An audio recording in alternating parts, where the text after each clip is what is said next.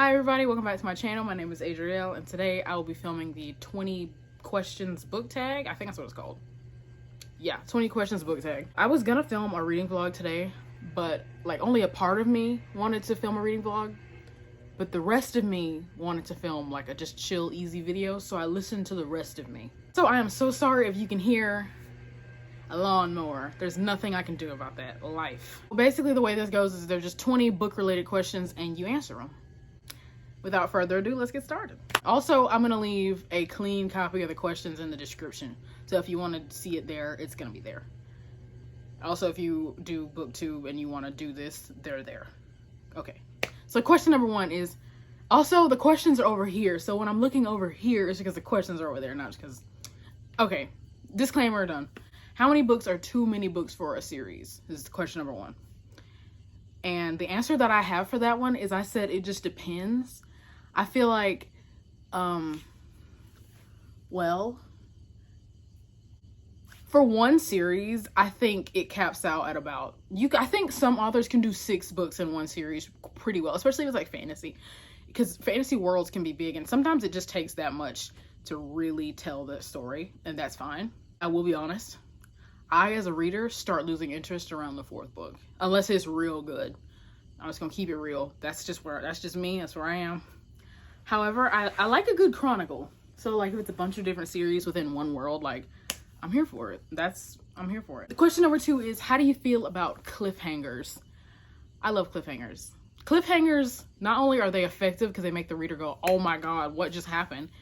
They also sell. So just from like a writing perspective, they sell. People want to know what happens, and you've lost your audience when they no longer care what happens. You've lost them. So cliffhangers are a good technique for, you know, keeping people interested in what you're doing. Question number 3 is hardcover or paperback?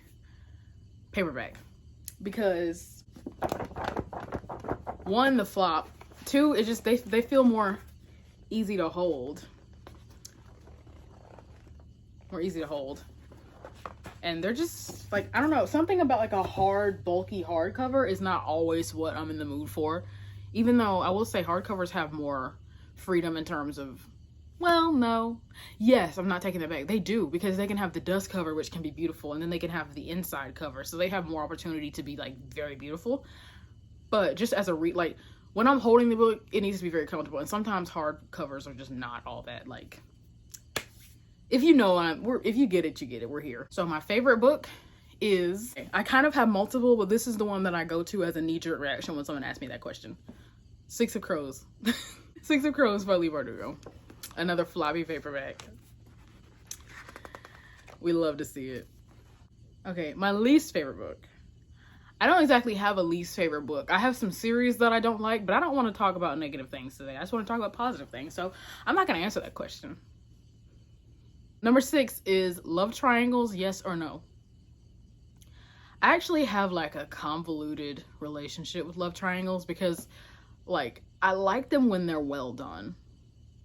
Like a well done love triangle can be really effective in a story. However,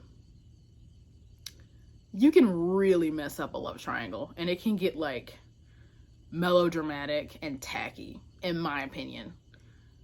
And that's when I don't like it. I feel like there's been like a movement within writing in the book world against that kind of thing, just because it's not fun to read. Unless it is for you, then that's totally fine. But a lot of people are just really tired of just gross love triangles. Just ugh. So you can do any trope badly and you can do any trope well. I think that's a trope that when you do it well can really enhance your story. The most recent book you could not finish. Well, I'm gonna say Yoke by Mary H.K. Choi. However, I'm planning to go back to finish that at some point. So that's my answer, but that's also not an answer. So it's a non-answer as an answer because I do want to finish that. But I put it down because I got kind of bored with it and I wasn't in the mood for an audiobook, I guess, because I was listening to it on Audible. So like, I don't know, it's a convoluted thing. So that's my answer, but also not my answer. A book you're currently reading. I'm currently reading Kingdom of Souls by Rena Barron. And I'm also reading, I don't feel like getting it because the way it's positioned. I'm reading Rule of Wolves by Leigh Bardugo. Look how pretty. Just look how pretty. So yeah, there's that. Number nine is the last book you recommended to someone.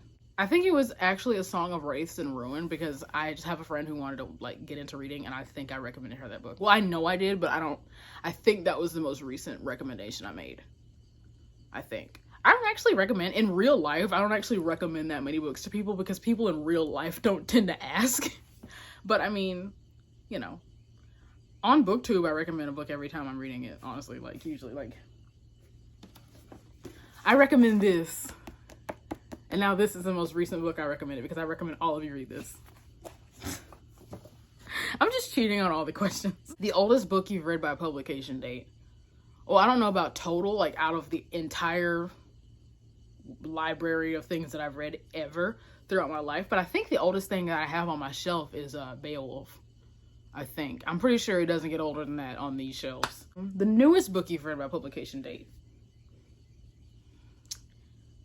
These are actually hard questions and I haven't really thought about it. Okay, I think it's actually Rule of Wolves, because that came out in March, I believe. That's the answer to that. Yeah, that's the newest book ever. Of course, I've not finished reading that, but I am reading it. My favorite author, Leigh Bardugo. Okay, Six of Crows, Rule of Wolves, King of Scars, Shadow and Bone trilogy, Ninth House. Buying books or borrowing books? Buying, because I don't want to give them back. I want to hoard them. Because here's the thing about me borrowing a book. If I borrow it and don't like it, I'll just give it back. But if I borrow it and I like it, I'm just gonna go buy it anyway. So borrowing just turns into me buying it. I'm not gonna love a book and not try to own it. Like, I can't do that. I can't do that. I'm sorry, wallet. I'm so sorry. A book you dislike that everyone seems to love. I'm about to really break someone's heart, but wait 1 second. I don't just mean this one book, I mean this whole series.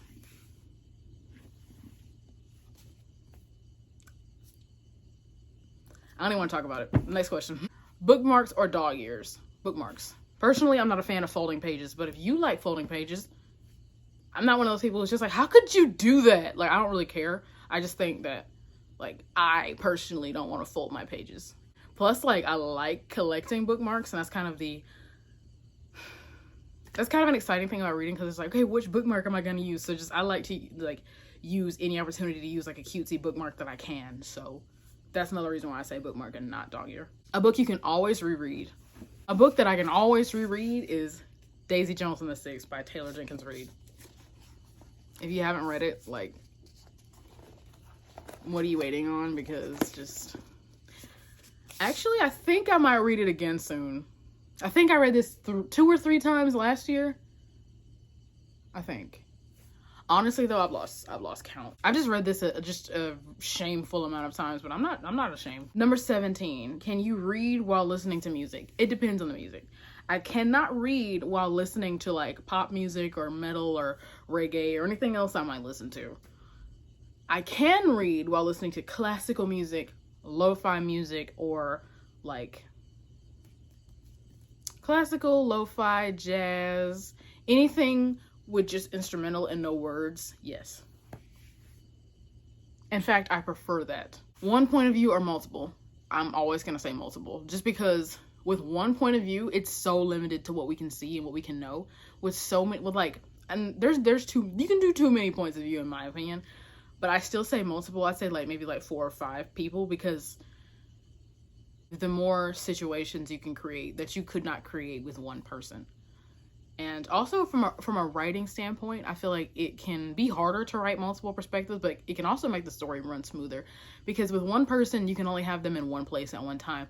With, like, if you even have just one extra point of view, if you have 2, like if you have 2 POVs in one story, then it makes it automatically easier to tell that story, because a lot of the time, because you can get more of a rounded view of the world in certain situations, especially when it's like a situation where there's like 2 characters who come from 2 different worlds where they're told that they have to hate each other, but you can see both of their perspectives and how their minds work. I think that adds so much to like the psychological aspect and the internal dialogue of the story, and external dialogue. I feel like it just adds a lot to the story to have that.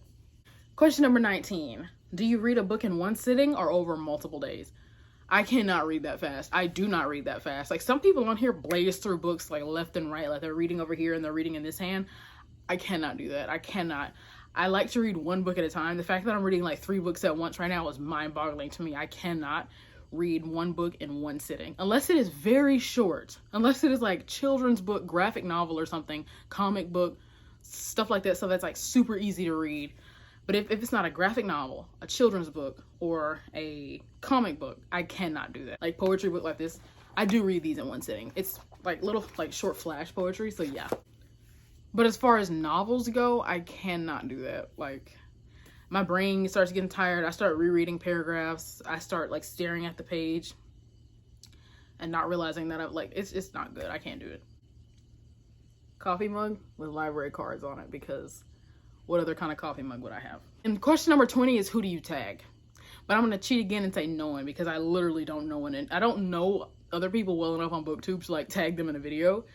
But if you want to do it, I tag everybody. How about that? I tag whoever wants to do this, because no one tagged me. Do it if you want to. So thank you everybody who stuck around through this like mildly chaotic video. At least in, like from my, I may have edited the chaos out, but this was like a mildly chaotic video. But it was still more chill than a reading vlog would have been. So thanks if you stuck it out. I will see you guys next time. It'll probably be a reading vlog though, but we'll see. Side note, I forgot. I've also started linking all my social medias in the description box below. So there's my Goodreads down there, there's my Instagram page. It's like my personal Instagram page, but it's also my Bookstagram Instagram page. If you are interested in that, that's where you'll find it. Okay, now goodbye.